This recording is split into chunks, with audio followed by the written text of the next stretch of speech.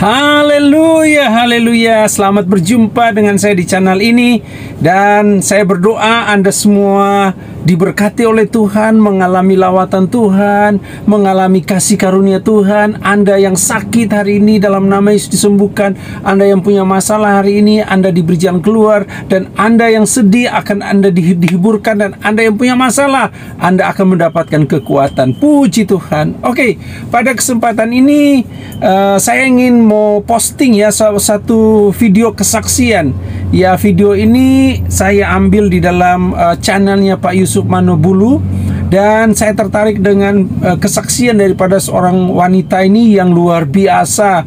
Yang dulunya dia hidup jauh dari Tuhan, dulunya dia tidak mengenal Tuhan, dulunya dia berlakukan dosa dan luar biasa dosanya yang dia lakukan. Tapi akhirnya dia bisa mengenal Tuhan. Dia bisa percaya kepada Tuhan sampai dia dibaptis dan sampai dia mengiring Tuhan, bahkan sampai dia melayani. Oke, Bapak Ibu Saudara sekalian, mari kita akan simak kesaksiannya yang luar biasa. Kiranya dengan kesaksian ini Anda semua diberkati oleh Tuhan. Tuhan Yesus memberkati. Puji Tuhan, terima kasih banyak buat Pak Yusuf. Dan terima kasih juga buat setiap apa yang sudah dipercayakan dalam hidup saya. Terutama berterima kasih kepada Tuhan Yesus. Tuhan Yesus baik, Tuhan Yesus ajaib, dan Tuhan Yesus dahsyat dalam hidup saya. Terima kasih Tuhan. Tuhan, saat ini saya ingin membagikan kesaksian buat teman-teman yang ada, di mana Tuhan memulihkan, Tuhan mengubahkan, bahkan Tuhan menjamah hidup saya. Nah, awal mulanya saya waktu itu masih sekolah di Pulau Jawa, di daerah Jawa Timur, di Kota Batu, Malang. Waktu itu selesai sekolah SD, saya pulang ke Manado. Nah, tapi sebelum saya melanjutkan, saya ingin memperkenalkan nama saya Virginia Vira Linturan. Saya sudah berkeluarga, mempunyai satu orang suami, dan tetap akan satu sampai maut memisahkan, bahkan sampai selama-lamanya. Doa saya untuk terangkat bersama dengan suami saya, dan mempunyai satu orang anak, dan kepercayaan Tuhan dalam anak-anak jalanan, anak-anak terlantar, anak-anak broken home yang Tuhan percayakan ada sekitar 30-an. Nah, dan kami bersyukur akan hal itu. Nah, akhirnya saya akan membagikan kesaksian bahwa ketika saya balik ke Manado, ketika saya pulang ke Manado, saya diperhadapkan satu masalah di mana orang tua saya berpisah, bercerai. Dan dari saat itu saya hancur, saya rusak, mental saya hancur. Makanya ada perkataan atau sebuah kalimat yang mengatakan itu gambar diri anak itu terletak kepada orang tuanya. Ketika orang tuanya mencontohkan teladan yang tidak baik, otomatis anaknya pun akan mentalnya rusak. Dan saya alami itu bersama dengan kakak saya. Nah, jadi waktu itu kami diperhadapkan dengan masalah di mana orang tua kami berpisah. Dan itu membuat kami hancur, membuat mental kami rusak, membuat pikiran kami negatif, membuat pikiran kami buntu, rasanya ingin menyerah, rasanya ingin mengakhiri semuanya, rasanya ingin mengakhiri hidup, rasanya ingin ya udah mau hancur-hancur aja, mau rusak-rusak aja, seperti itu. Dan satu titik saya berjumpa dalam hancurnya mental saya, dalam hancurnya pikiran saya, dalam hancurnya gambar diri saya memutuskan untuk bergaul gitu, memutuskan untuk lari dari rumah, memutuskan untuk keluar dari rumah karena mama papa yang sudah bercerai, sudah pisah. Dan akhirnya saya ketemu dengan pacar saya yang menjadi suami saya sekarang. Ketemu dengan dia karena dia juga waktu itu dalam kondisi buronan, preman. Dan dari saat itu saya menemukan titik kenyamanan dengan dia. Titik rasa nyaman, rasa kayak dilindungi, rasa kayak di cover gitu, kayak rasa pokoknya hal yang tadinya membuat saya hancur, merasa ingin mengakhiri semuanya. Ketika bertemu dengan pacar saya ini, saya merasa saya berbeda gitu. Saya merasa ada sesuatu yang berbeda, tapi bukan dalam hal yang positif. Yang membuat saya hanya nyaman hanya menggantikan setiap kesakitan saya, setiap kehancuran saya dari keluarga saya yang berpisah. Dan satu titik pacar saya ini, waktu itu saya berumur 13 tahun karena baru lulus SD, sekolah dasar. kelas 6. Nah, jadi pacar saya ini mengajarkan saya hal-hal yang buruk. Dia mengajarkan saya bagaimana merokok, bagaimana minum minuman keras, bagaimana memakai narkoba, segala bentuk jenis narkoba. Dia ajarkan saya, baik itu syabu-syabu, baik itu ganja, baik itu ekstasi, ineks dan sebagainya. Dia ajarkan saya. Dia ajarkan saya untuk mencuri, dia ajarkan saya untuk menjamret, dia ajarkan saya untuk bagaimana hidup dalam dunia kegelapan, hidup dalam dunia malam. Dia ajarkan saya, bahkan dia jual saya ke tempat salah satu diskotik yang ada di Kota Manado pertama kali. Dia jual saya sebagai wanita penghibur, wanita malam. Dia bujuk saya bahwa dia bilang, yang ini hanya sekedar melayani dengan menumpahkan minuman di gelas gitu. Jadi kayak melayani sebagai waiters gitu, kayak kasih minuman, terus pilih-pilih lagu, kayak pemandu lagu saja. Dan saya percaya, tapi lama kelamaan akhirnya saya terjerumus lebih dalam lagi, lebih hancur lagi, lebih rusak lagi. Dan dari saat itu suami saya ajak saya kerja di Jakarta. Di Jakarta saya dikerjakan sebagai penari striptis, maaf kata, sebagai penari telanjang tanpa busana di depan banyak orang. Terus saya diajarkan, saya dijual oleh pacar saya yang sudah menjadi suami saya sekarang. Saya dijual di Kota Batam, saya dijual di Pulau Bali. Pulau Bali ada beberapa kali. Saya lebih jauh lagi, lebih dalam lagi, bahkan lebih hancur dan lebih rusak lagi. Dan akhirnya waktu cuma sekedar sampai di penari striptis atau penari telanjang, lebih rusak lagi, lebih hancur dan lebih dalam lagi. Saya terjerumus dengan lebih dalam lagi dengan menjadi seorang wanita PSK, pekerja seks komersial. Saya lebih dalam lagi, lebih hancur lagi. Saya memutuskan untuk ya udah, kalau udah hancur aja sekalian. Jangan setengah-setengah. Ya udah, kalau mau rusak aja sekalian. Jadi saya dari seorang penari striptis, penari telanjang, saya memutuskan untuk sampai melayani sampai di bookingan out atau orang-orang biasa bilang ya. Terus bisa sampai ke dalam hotel seperti itu. Nah, waktu itu saya merasa bangga. Saya merasa banyak duit, saya merasa banyak uangnya. Sehari bisa sampai 5 sampai 10 juta saya bisa dapatkan. Itu saya merasa wow, bangga. Pengen kasih lihat ke teman-teman, kasih lihat ke orang-orang, saya banyak duit seperti itu. Tapi ternyata itu salah. Dan akhirnya satu titik di mana saya mulai capek. Waktu itu saya dipekerjakan suami, dipekerjakan pacar itu dari saya umur 13 jalan 14 tahun. Itu tahun 2010 akhir, 2011, 2012 dan 2013. Itu nonstop, tidak berhenti, nonstop jual diri, nonstop jadi PSK. Jadi itu selalu setiap tahunnya begitu, tidak ada jangka-jangka berhenti, tidak ada jangka-jangka istirahat, tapi terus dan terus jual diri, terus dan terus jual diri. Seperti itu. Saya sekali lagi saya mau bilang, saya tidak bangga ya dengan latar belakang saya, tapi saya bangga Yesus mengubahkan hidup saya. Saya bangga Yesus memulihkan hidup saya. Saya bangga Yesus membawa saya dari gelap ke terangnya yang ajaib.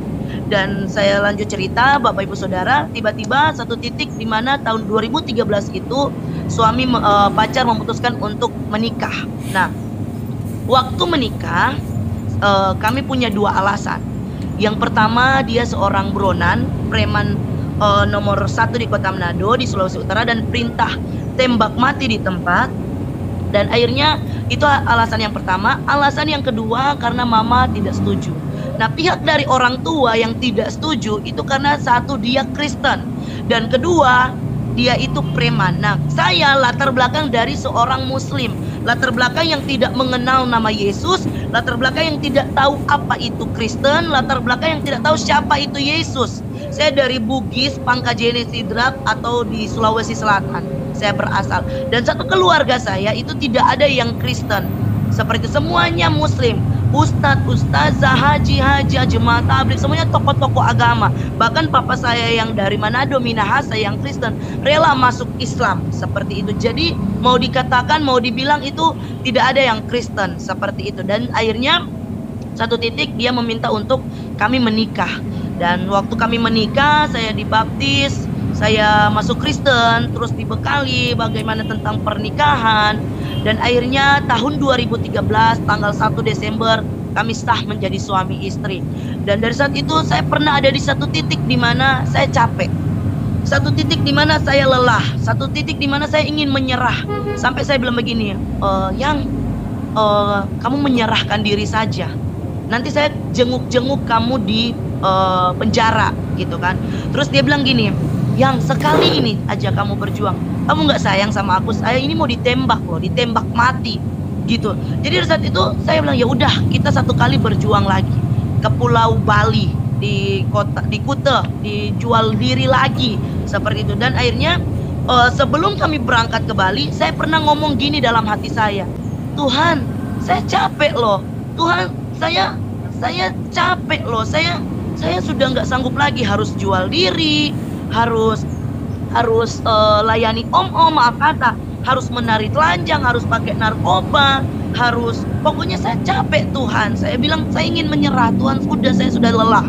Tetapi di situ timbul pertanyaan di pikiran saya, di benak saya, bahwa Tuhan yang mana yang kamu lagi ajak ngomong? Tuhan yang mana yang kamu lagi ajak bicara? Tetapi yang saya pegang itu suara hati saya, itu keluhan saya, itu rintihan saya, itu derita saya. Dan akhirnya satu titik kami berangkat ke Bali. Dan di Pulau Bali kami mencoba untuk masuk di tempat kerja yang lama-lama aku gitu. Nah, waktu aku melamar kembali di tempat kerja lama aku, ada beberapa diskotik terkenal di Pulau Bali, tempat penari striptis, terus pokoknya lengkap di situ, pemandu lagu, LC atau bisa disebut lady seperti itu. Nah, waktu kami mencoba untuk masuk di situ kembali, saya nggak diterima. Bahkan ada beberapa tempat, ada sekitar 5-6-7 tempat itu nggak diterima. Dan ini membuat saya yakin bahwa udah deh, saya udah nggak, istilahnya udah nggak laku gitu. Udah, saya bilang udah nggak mau lagi. Nah, terus suami bilang, satu kali lagi tempat ini, kalau udah nggak bisa di tempat ini, ya udah aku yang berjuang. Dan waktu kami ke tempat itu, ternyata keterima. Tapi syaratnya adalah setiap kamu kena bookingan, kamu di booking oleh om-om, oleh tamu, maaf kata, kamu harus mengonsumsi narkoba seperti itu. Dan setiap malamnya saya mengonsumsi narkoba. Tempat ini terkenal di Pulau Bali. Nah, waktu saya terus mengonsumsi narkoba, saya kena overdosis. Saya hampir mati. Waktu itu udah mengalami sesak, udah mengalami nafas pendek, rasanya ingin mati. Dan suami saya membawa saya ke rumah sakit. Saya nggak berpikir bahwa itu ternyata teguran Tuhan. Saya nggak pernah berpikir bahwa itu Tuhan tegur saya supaya saya bertobat. Dan saya kan, kenapa saya nggak berpikir seperti itu? Karena saya belum mengalami. Nah, satu titik akhirnya suami saya yang lebih dulu dipulihkan. Dia sementara bermain judi, sementara minuman keras, dan tiba-tiba dia kena serangan jantung. Waktu itu jam 3 pagi kami pergi ke rumah sakit dan akhirnya dites semua, ronsen. Akhirnya dia mendapatkan komplikasi, pembengkakan jantung, kolesterol, dan darah tinggi. Nah, di situ dia dengar suara Tuhan audible, cari aku maka kamu akan hidup. Nah, ini seorang preman, bahkan saya itu preman nggak pernah masuk gereja. Bahkan waktu saya baca Alkitab pernikahan, dia marah. Jadi di mana dia bisa tahu itu suara Tuhan? Di mana dia bisa tahu itu firman Tuhan gitu? Dan akhirnya dia bilang, Fir, aku mau cari Tuhan. Aku bingung. Kamu waktu seumur kamu sama aku, seumur-umur kamu sama aku, hidup sama aku dari kumpul kebo sampai menikah, kamu nggak pernah masuk gereja. Hanya sekali saat pemberkatan nikah. Dan jadi aku bingung, kamu mau cari gereja, mau cari Tuhan. Dan akhirnya kami putuskan keluar, cari Tuhan, dan didoakan di gereja itu, doa pelepasan, doa pemulihan. Dan akhirnya kami bertumbuh bersama dalam Tuhan. Tetapi saya belum bertobat. Sudah melihat Yesus, sudah masuk Kristen, sudah dibaptis, tetapi Kristen tanpa pertobatan. Kristen tanpa perjumpaan pribadi dengan Tuhan. Sudah masuk Kristen, sudah dibaptis, tetapi tidak mengalami perjumpaan dengan Tuhan. Artinya Kristen KTP, hanya sekedar beragama tetapi tidak bertuhan.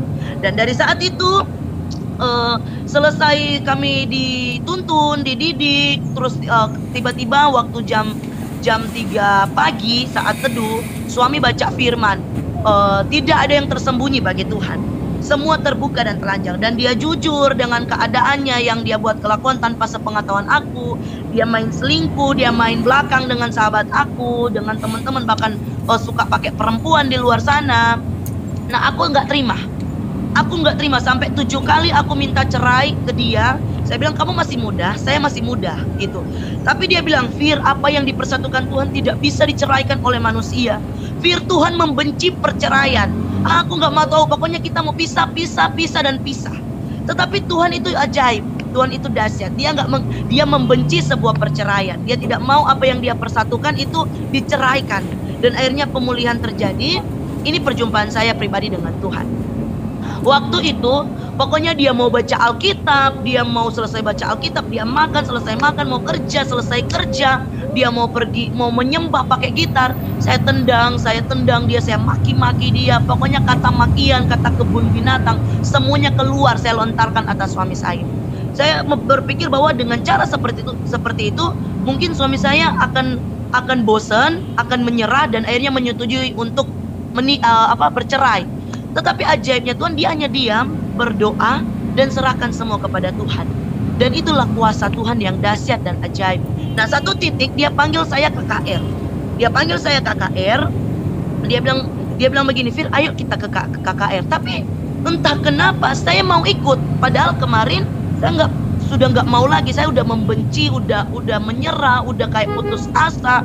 Saya bilang, ini yang namanya Kristen. Saya sempat begitu sama suami saya.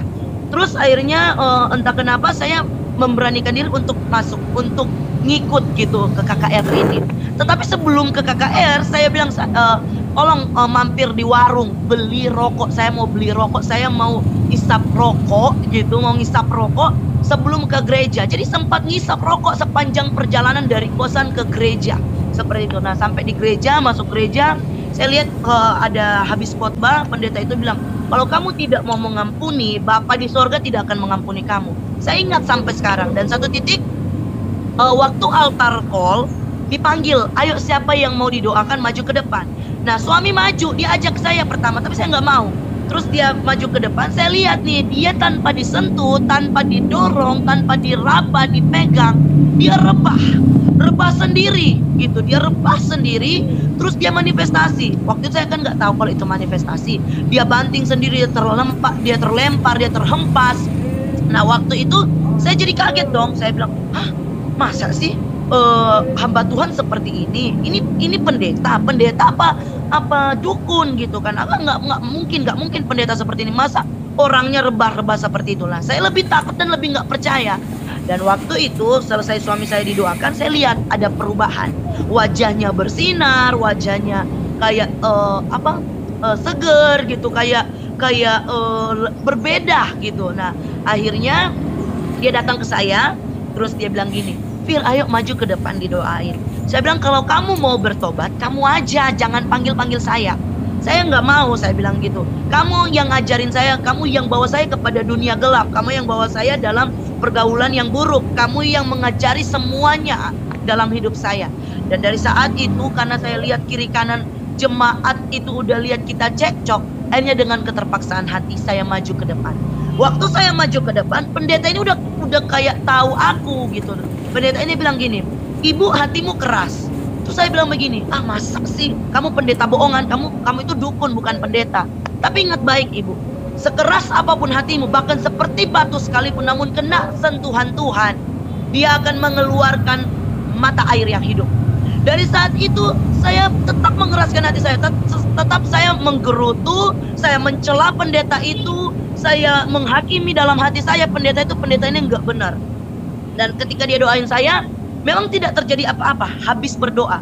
Nah, itu membenarkan firasat saya, membenarkan kecurigaan saya bahwa tuh kan benar. Buktinya saya nggak rebah, buktinya saya nggak jatuh, buktinya saya nggak terlempar, terhempas, buktinya saya baik-baik saja, saya berdiri tegak, saya nggak ngerasain apa-apa. Benar kan? Kamu pendeta nggak benar. Kamu pendeta itu dukun. Saya bilang gitu kepada dalam hati saya kepada pendeta itu. Dan selesai jemaat pulang, waktu itu kebetulan KKR-nya di dalam hotel, di room hotel. Waktu jemaat masih keluar dari room hotel, room ibadah itu, jemaat masih di lobi hotel. Nah, waktu saya keluar dari room ibadah, di depan pintu, saya banting-banting diri sendiri. Seperti ada yang bakar hidup-hidup diri saya dari ujung kepala sampai ujung kaki. Seperti ada orang yang bakar hidup-hidup. Tapi anehnya ketika saya lihat begini, tidak ada yang bakar. Dan dari saat itu saya minta tolong. yang tolong, sayang tolong. Dan dia saat itu saya lihat dia masuk ke dalam, panggil pendeta, Pak pendeta tolong doain istri saya. Waktu pendeta itu datang, dia bilang begini, apa ibu saya bilang? Ibu tidak bisa melawan kuasa Tuhan. Ayo terima Yesus, buka hatimu, terima Yesus secara pribadi. Nah pertanyaannya, saya harus terima Yesus seperti apa? Saya harus buka hati seperti apa? Dan satu titik tiba-tiba ini perjumpaan pribadi saya dengan Tuhan. Tiba-tiba ruangan lobi hotel yang tadi banyak jemaat, ada karyawati hotel, ada petugas cleaning service di situ, semuanya hamba-hamba Tuhan. Tiba-tiba ruangan itu berubah. Ruangan itu berubah drastis. Putih, hening, damai, tenang banget. Tapi anehnya saya masih merasa kesakitan. Anehnya saya masih merasa terbakar. Dan satu sosok ini datang. Ketika dia datang, saya tidak bisa melihat rupanya. Saya tidak bisa melihat dirinya. Saya tidak bisa melihat. Kenapa? Karena saking terangnya, saking bercahayanya sampai membuat mata saya sakit. Sampai saya bilang begini, ini siapa? Dan dari saat itu suara ini keluar. Akulah Tuhan Allahmu, Allah Abraham, Allah Israel, Allah Yakub. Dan akulah Yesus Kristus. Saya di situ belum percaya. Saya di situ belum kayak sepenuhnya percaya. Tapi di situ saya melihat. Dan dari saat itu dia bawa diri saya, dia pegang tangan saya, dia bawa keluar melewati lobi hotel itu. Dia bawa keluar pintu masuk dari hotel. Terus dia bilang begini, Vira pandang ke langit. Waktu saya melihat, saya bilang ada apa? Dia bilang pandang saja ke langit. Waktu saya lihat ke langit, dari A sampai Z secara detail semuanya Tuhan perlihatkan. Makanya itu yang firman Tuhan yang suami saya baca. Di hadapan Tuhan terbuka dan telanjang.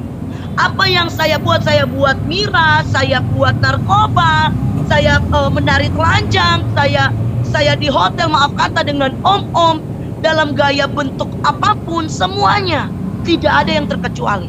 Tidak ada satupun yang terlewatkan, bahkan sekecil pun tidak terlewatkan. Bagaikan film bioskop yang sedang diputar, dan Anda sendiri yang duduk menonton bioskop itu.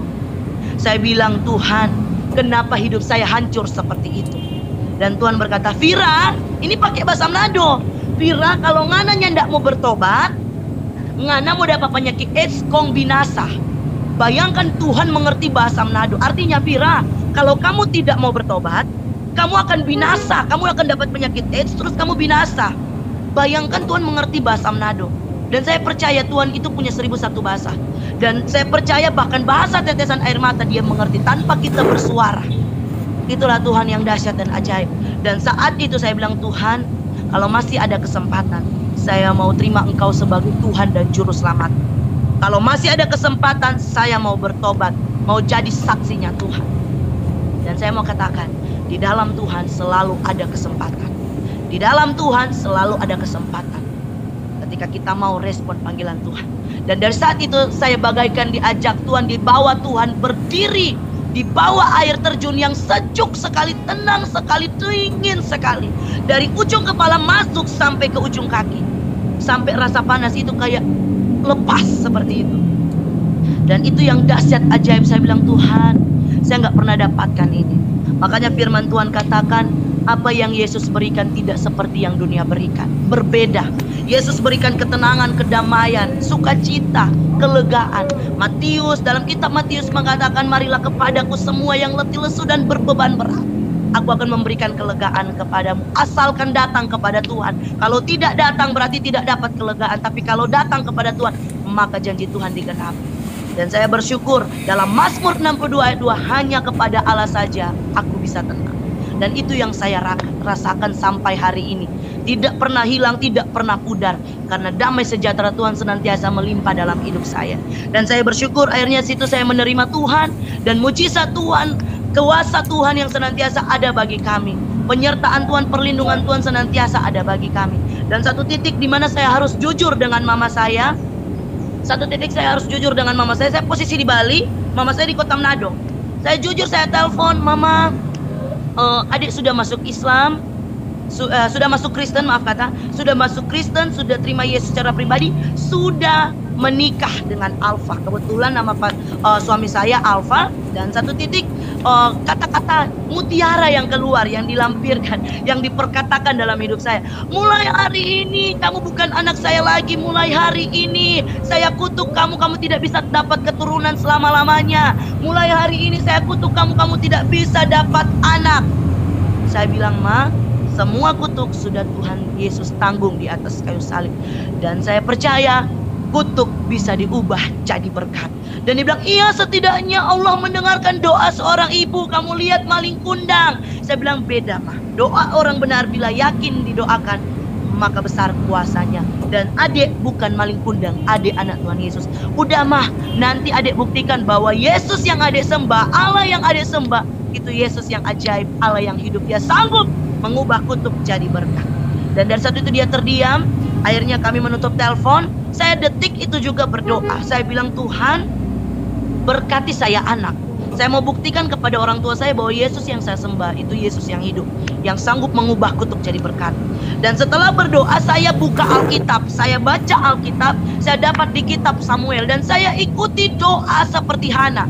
Tuhan, kalau saya dapat anak, saya akan serahkan sepenuhnya kepada Tuhan. Dan ternyata ketika saya berdoa dengan kesungguhan hati, di situ Tuhan respon. Ternyata Tuhan menjawab secepat itu doa saya.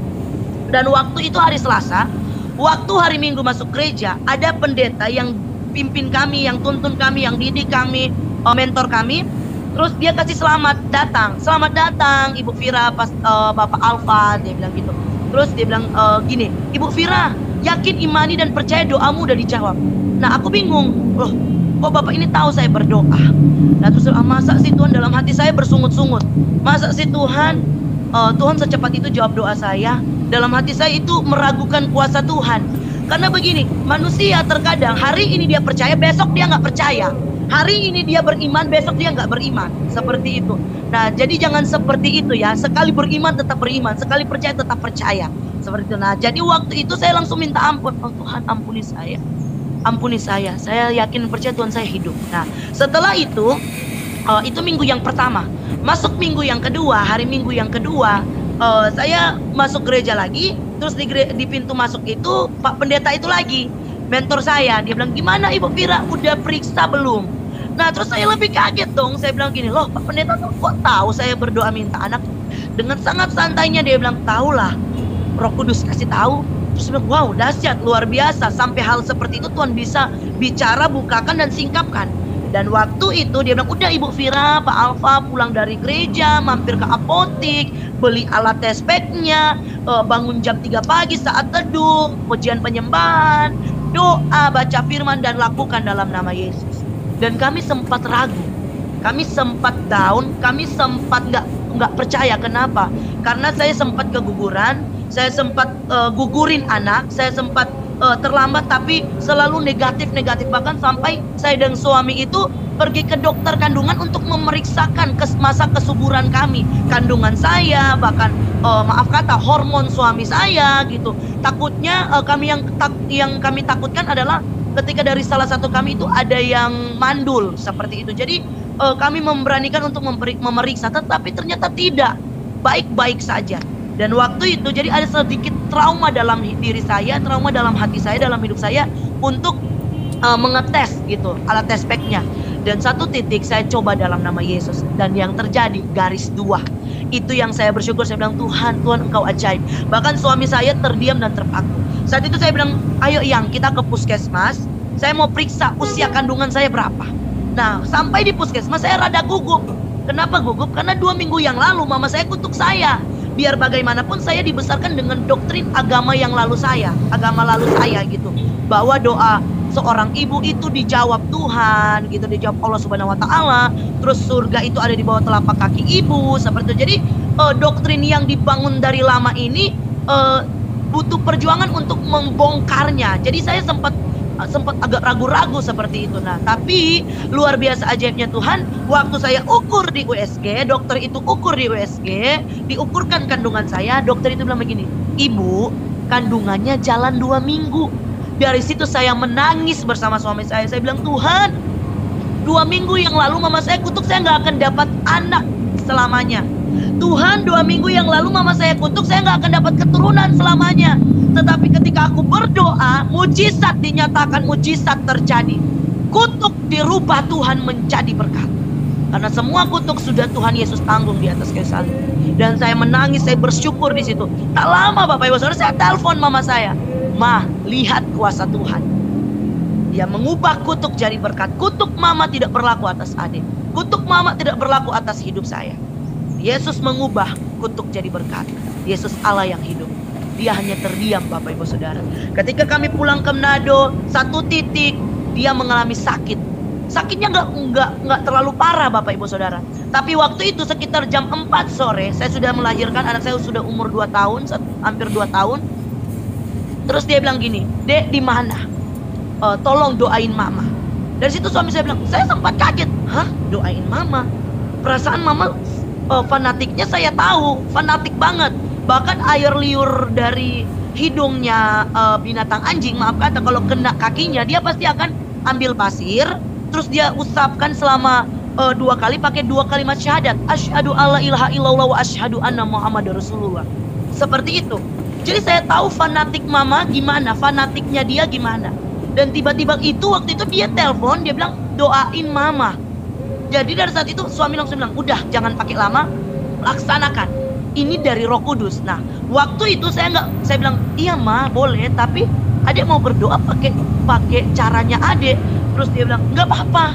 Waktu saya sampai di sana, saya berdoa. Saya bilang, ayo mah kita berdoa. Walaupun dia begini, alhamdulillah wa syukurillah. Walaupun dia seperti itu, saya tetap begini. Dalam nama Yesus, Tuhan jamah mama saya. Dalam nama Yesus, sembuhkan dalam nama Yesus.